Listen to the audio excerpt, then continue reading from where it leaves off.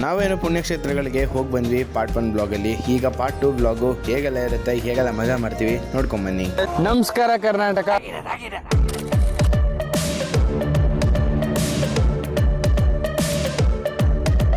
So ಎಲ್ಲನೂ ಮನೆಗಳು ಅಷ್ಟೇ ಇರೋದು. ಸೊ ಒಂಥರ ಚೆನ್ನಾಗಿದೆ, ನೆಮ್ಮದಿ ಪೀಸ್ ಲೈಫ್ ಲೀಡ್ ಮಾಡ್ತಾ ಇದ್ದಾರೆ ಇವರೆಲ್ಲ ಲೋಕಲ್ಸ್. ಬನ್ನಿ ಹೋಗೋಣ.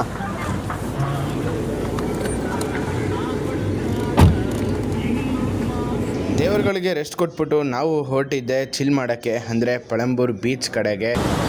ಊಟ ಆಗಿ ಸ್ವಲ್ಪ ನಿದ್ದೆ ಮಾಡಾದ್ಮೇಲೆ ನಾವು ಬಂದಿರೋದೆ ಪಳಂಬೂರು ಬೀಚ್ಗೆ.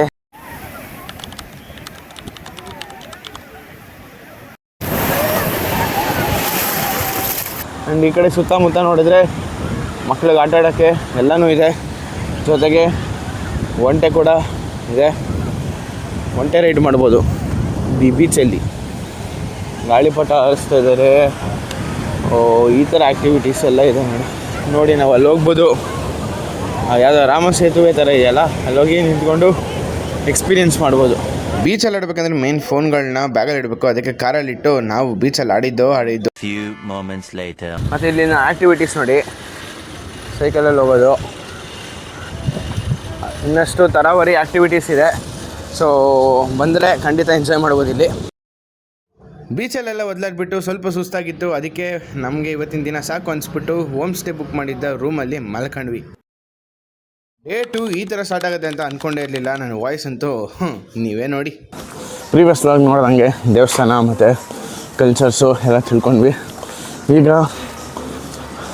ಇವಾಗ 21 ಆಗಿದೆ, ಟೈಮ್ 9 ಗಂಟೆ ಆಗಿದೆ. ಸೊ ನಾವು ಹೋಗ್ತಾ ಇರೋದು ಕಟೀಲ್ ಕಡೆಗೆ.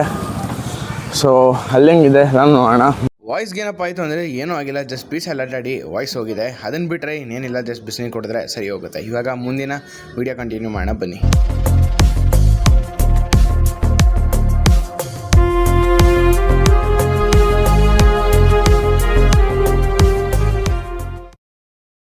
ಈ ಕಟೀಲಿಗೆ ಹೋಗ್ಬೇಕಾಗಿತ್ತು. ಅದಾದಮೇಲೆ ಆನ್ ದ ವೇನೆ ಒಂದು ನಲ್ಲಿ ತೀರ್ಥ ಅಂತ ಒಂದು ದೇವಸ್ಥಾನ ಇದೆ. ಸೊ ದೇವಸ್ಥಾನ ಮುಗಿಸ್ಕೊಂಡು 100 ಮೀಟರ್ಸ್ ಒಳಗೆ ಬಂದರೆ ಈ ಥರ ಇದೆ. ಬಟ್ ಇದೆಲ್ಲ ಇಡನ್ ಆಫ್ ದ ಜೆಮ್ ಯಾವುದು ಅಂತ ಕೇಳಿದರೆ ಅದು ತೋರಿಸೋ ನೋಡಿ, ಕಲ್ಯಾಣಿ ಇದೆ.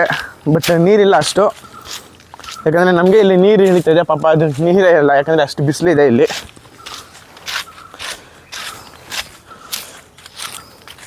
ಸುತ್ತಮುತ್ತ ಪಕ್ಷಿ ಕೀರ್ಚಾಟ, ಕೋಗಿಲೆ ಕೂಗಾಟ, ಜೊತೆಗೆ ಈ ಗ್ರೀನ್ರಿ, ಜೊತೆಗೆ ಇದು ಕಲ್ಯಾಣಿ ಬೇರೆ.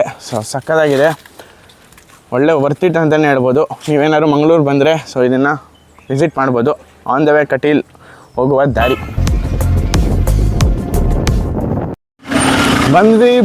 ಬಂದೇ ಬಿಟ್ವಿ ಶ್ರೀ ಕ್ಷೇತ್ರ ಕಟೀಲ್ಗೆ. ಇವಾಗ ನೋಡಿ ಫುಲ್ ಕ್ರೌಡೆಡ್ ಆಗಿಬಿಟ್ಟಿದ್ದಾರೆ, ಜನರು ಬರ್ತಾನೆ ಇದ್ದಾರೆ ಮೂಲೆಯಿಂದನೂ. ನೋಡಿ ಕ್ಯೂ ಸಿಸ್ಟಮ್ ಯಾವ ಥರ ಇದೆ ಅಂತ. ಜನ ಬಂದು ಎಷ್ಟೊಂದು ಜನ ಬರ್ತಾನೆ ಇದ್ದಾರೆ. ಅದರ ಜೊತೆಗೆ ಮದುವೆ ಫಂಕ್ಷನ್ಸ್ ಬೇರೆ ನಡೀತಾ ಇದೆ ಸಾಮೂಹಿಕವಾಗಿ. ಅದಕ್ಕೆ ಗಂಡು ಹೆಣ್ಣು ಅವ್ರ ಮನೆ ಕಡೆಯವರೆಲ್ಲ ಅರ್ಧ ಜನ ಇಲ್ಲೇ ಇದ್ದಾರೆ. ಎಷ್ಟೊಂದು ಜನ ಸಾಮೂಹಿಕವಾಗಿ ಮದುವೆ ಆಗ್ತಾ ಇರೋದ್ರಿಂದ ಸೊ ಎಷ್ಟೊಂದು ಜನ ಬಂದಿದ್ದಾರೆ. ಜೊತೆಗೆ ದೇವಸ್ಥಾನಕ್ಕೆ ಇಷ್ಟು ಜನ ಬಂದಿದ್ದಾರೆ. ಅಲ್ಲೆಲ್ಲ ನಡೀತಾ ಇರೋದು ಮದುವೆ, ಅಲ್ಲಿ ಫುಲ್ ಜನ ಇದ್ದಾರೆ. ಈ ಕಡೆ ಸ್ವಲ್ಪ ರಿಲೀಫಾಗಿ ಜನರು ಬರ್ತಾ ಇದ್ದಾರೆ. ನೋಡಿ ಹೇಳ್ದಂಗೆ ಮದುವೆ ಸಾಮೂಹಿಕವಾಗಿ ನಡೀತಿರೋದ್ರಿಂದ ಜನ ನೋಡ್ತಿರ್ಬೋದು ನೀವು ಇಲ್ಲಿ ಯಾವ ಪಾರ್ಟಿ ಜನ ಇದ್ದಾರೆ ಅಂತ. ಸೊ ಆ ಕಡೆ ಎಲ್ಲ ಮದುವೆ ಫಂಕ್ಷನ್ಸ್ ನಡೀತಾ ಇದೆ. ಈ ಕಡೆ ದೇವರ ದರ್ಶನಕ್ಕೆ ಹೋಗಬೇಕು. ಇಲ್ಲಿ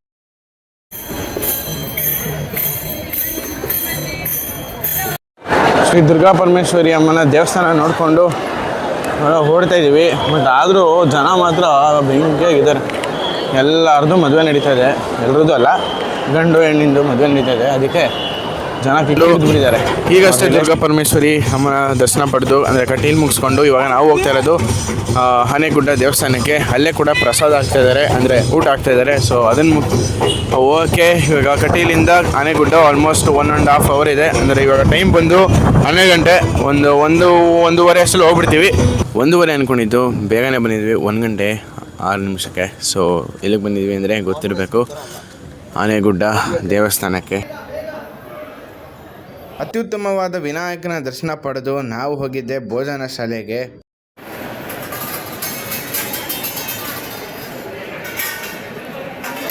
ಒಳಗೋಗ್ತಿದ್ದಂಗೆ ಘಮ ಮೂಗು ಹೊಡಿತು. ಏನಪ್ಪ ಅಂದರೆ ಚಟ್ನಿ, ಪಲ್ಯ, ಸಾರು, ಹುಳಿ. ಆಹಾ, ಸಕ್ಕತ್ತಾಗಿತ್ತು. ಈಗಂತೂ ಆಯ್ತು, ಒಳ್ಳೆ ಟೇಸ್ಟ್ ಇದೆ. ಬಿಸಿ ಬಿಸಿಯಾದ ಊಟ ತಿಂದು ನಾವು ಹೊರಟ್ವಿ ಮುಂದಿನ ಜಾಗದ ಕಡೆಗೆ. ಅದ್ಯಾವುದಪ್ಪ ಅಂದರೆ ನೀವೇ ನೋಡಿ. ಆನೆಗುಡ್ಡ ದೇವಸ್ಥಾನ ಮುಗಿಸ್ಕೊಂಡು ಸೀದಾ ಬಂದಿದೆ ನಾವು ಉಡುಪಿ ದೇವಸ್ಥಾನಕ್ಕೆ, ಶ್ರೀಕೃಷ್ಣನ ದರ್ಶನ ಪಡೆಯೋಕ್ಕೆ. ನೋಡಿ, ಹೊಸ ಸ್ವಾಮಿಗಳು ಕೂಡ ಆಗಿದ್ದಾರೆ. ಡೈರೆಕ್ಟ್ ದೇವಸ್ಥಾನದ ದರ್ಶನ ಪಡಿಬೇಕು, ಅದರಿಂದ ಬೇಗ ಬೇಗ ಹೋಗ್ತಿದ್ದೀವಿ.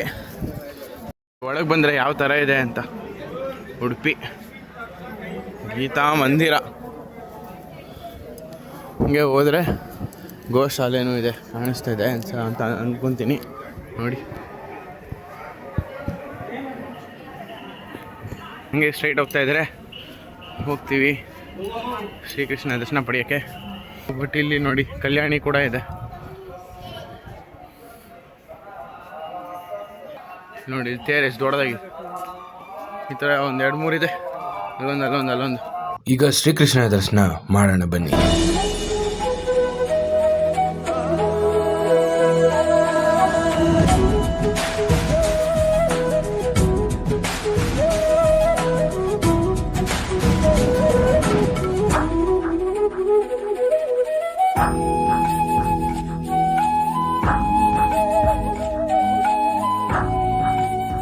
ಇಂಚಿಂಚು ತೋರ್ಸೋಕ್ಕೆ ಪ್ರಯತ್ನ ಮಾಡಿದ್ದೀನಿ, ಒಳಗಿನ ಕ್ಲಿಪ್ಸು ಮತ್ತು ಆಚೆ ಕಡೆದೆಲ್ಲ. ಸೊ ಇಷ್ಟ ಆಯಿತು ಅಂತ ಅಂದ್ಕೊಂಡಿದ್ದೀನಿ.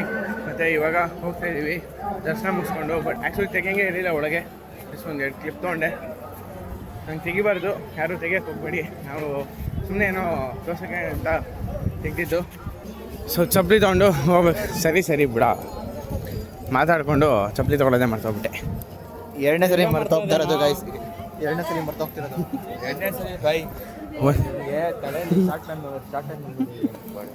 ಹೋಗೊಂದ್ಸಲಿ ಮರ್ತೋದೆ, ಇವಾಗೊಂದ್ಸಲಿ ಮರ್ತೋದೆ. ಅವ್ನು ಎರಡನೇ ಸರಿ ಮರ್ತೋಗ್ತಾ ಇರೋದು. ನಾವು 2 ಕಿಲೋಮೀಟರ್ ವಾಪಸ್ ಹೋಗಿ ಮತ್ತೆ ಚಪ್ಪಲಿ ತರ್ತಾ ಇರೋದು ಫಸ್ಟ್ ಟೈಮ್. 2 ಕಿಲೋಮೀಟರ್ ಅಲ್ಲ, 2 ಮೀಟ್ರು. ಮುಂದಿನ ಜಾಗಕ್ಕೆ ಹೋಗಬೇಕಾದ್ರೆ ಒಂದು ಬೀಚ್ ಸಿಕ್ತು. ಅಲ್ಲಿ ಸ್ಟಾಪ್ ಹಾಕಿ ಹೋಗಿ ನೋಡಿದ್ರೆ ದುಃಖಕರ ಸಂಗತಿ ಏನು ಅಂದರೆ ಬೀಚ್ ಕಾಣಿಸ್ತು. ಸುಮ್ಮನೆ ಒಂದು ಫೋಟೋಸ್ ವೀಡಿಯೋಸ್ ತೆಗೋಣ ಅಂತ ಅಂದ್ಕೊಂಡ್ವಿ. ಬಟ್ ಅಲ್ಲಿಂದ ಹಿಂಗೆ ಬಂದರೆ ನೋಡಿ ಎಷ್ಟು ಪ್ಲಾಸ್ಟಿಕ್ಸು. ಹೇಳ್ತಾ ಬರ್ತಿರ್ತೀನಿ, ಪ್ಲಾಸ್ಟಿಕ್ಸ್ ಹಾಕ್ಬಿಡಿ. ಇರೋದೊಂದು 2-3-4 ಬೀಚ್ಗಳು, ಅದನ್ನು ನೀಟಾಗಿ ಹಾಳು ಮಾಡಾಕ್ಬಿಡ್ತಾರೆ. ಹೆವಿ ಪ್ಲಾಸ್ಟಿಕ್ಸ್ಗಳಿದೆ. ನೋಡಿ, ಇಲ್ಲೊಂದು, ಅಲ್ಲೊಂದು ಎಲ್ಲಿ ನೋಡಿದ್ರು ಪ್ಲಾಸ್ಟಿಕ್ಸು ಫುಲ್ ಅಲ್ಲಿ ತನಕ ಇದೆ. ಎಲ್ಲಂದ್ರಲ್ಲಿ ಪ್ಲಾಸ್ಟಿಕ್ಗಳಾಗದೆ ಡಸ್ಟ್ಬಿನ್ಗೆ ಹಾಕ್ತೀನಿ ಅಂತ ಹೇಳ್ತಾ ಇವಾಗ ಮುಂದಕ್ಕೆ ನೋಡಿದ್ರೆ ಇಲ್ಲಿ ಯಾವುದೋ ಹಿಂದೂ ಮಹೋತ್ಸವ ನಡೀತಿತ್ತು. ಸೊ ನೋಡ್ಕೊಂಬನ್ನಿ.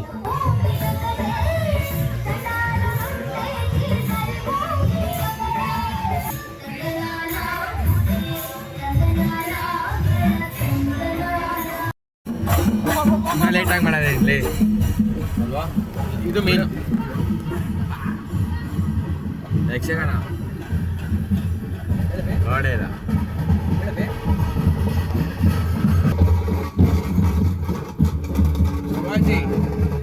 ಮಂಗ್ಳೂರ್ಗೆ ಹೋದ್ರೆ ಈ ಬೀಚ್ ಅಂತೂ ಮಿಸ್ ಮಾಡೋಕ್ಕಾಗೋಲ್ಲ. ಸೊ ಅದಕ್ಕೆ ನಾವು ಬಂದಿದ್ದೆ ಮಲ್ಪೆ ಬೀಚ್ಗೆ. 1-2 ಬಸ್ಗಳು ನೋಡಿದ್ದೆ, ಆದರೆ ಇಷ್ಟೊಂದು ಬಸ್ಗಳು ನಾನು ನೋಡಿದ್ದೆ ಮಲ್ಪೆ ಬೀಚಲ್ಲಿ ಅನ್ಸುತ್ತೆ. ಯಾಕಂದರೆ ಅಷ್ಟು ಬಸ್ಗಳು, ಅಷ್ಟು ಟಿಟಿಗಳು, ಅಷ್ಟು ಕಾರ್ಗಳು ಇಲ್ಲಿ ನಿಂತಿತ್ತು. ಪಕ್ಕ ಪಾರ್ಕಿಂಗ್ಗೆ ಒಂದು ಸಮಸ್ಯೆ ಆಗೋಗುತ್ತೆ. ಯಾಕಂದರೆ ಅಷ್ಟು ಜನ ಬಂದಿದ್ದಾರೆ.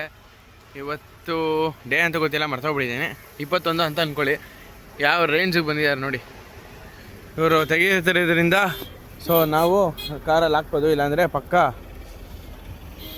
ಜಾಗನೇ ಸಿಗ್ತಿರ್ಲಿಲ್ಲ. ಹೀಗಿದೆ ಮಲ್ಪೆ ಬೀಚ್ ಕತೆ. ಬೀಚ್ಗೆ ಹೋಗಿ ಬೀಚಲ್ಲಿ ಆಡದೆ ಇರ್ತೀವ ನೋಡಿ.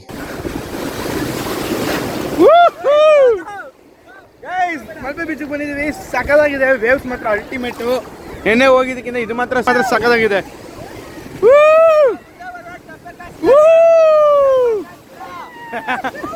ಹೇ ಯಾವಳ್ದು ಅದು?